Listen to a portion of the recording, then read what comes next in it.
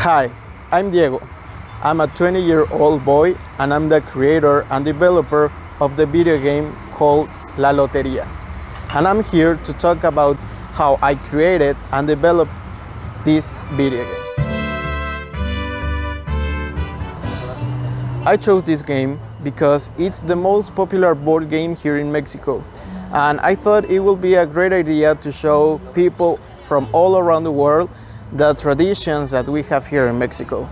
I grew up here in Cuernavaca, Morelos, and I decided to include a special card, the Chinelo card. Here in Cuernavaca, the most traditional icon that we have here are the chinelos. So I thought it would be a great idea to include one of the most important traditions that we have here.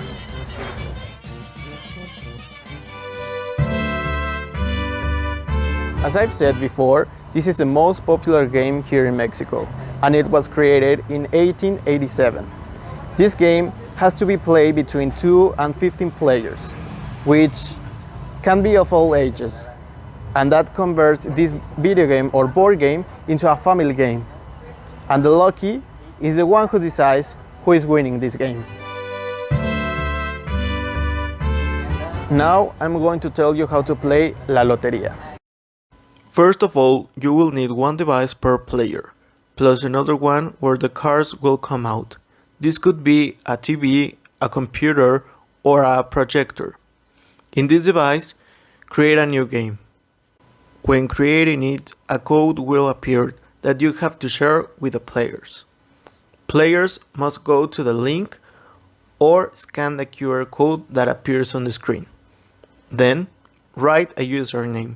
This will be helpful to identify you during the game. Once everybody is ready, click the Start button. Select the game mode. Read the instructions carefully, and then the game will start. Card by card will appear on the screen. If you hear one card that you have on your board, click it once, and a frijolito will appear. If you've made a mistake, press it twice to remove it.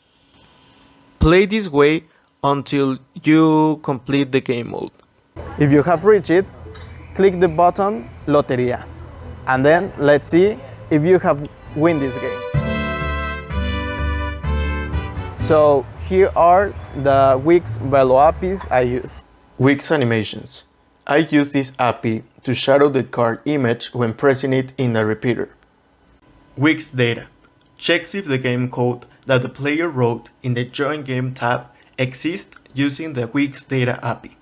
I included this function in the backend since I use the Suppress Auth option. Wix Location. I use 3 functions of the Wix Location API in several tabs. The Wix Location 2 to redirect the player to another tab, and the Wix Location Query and Query Params to get and add information via query.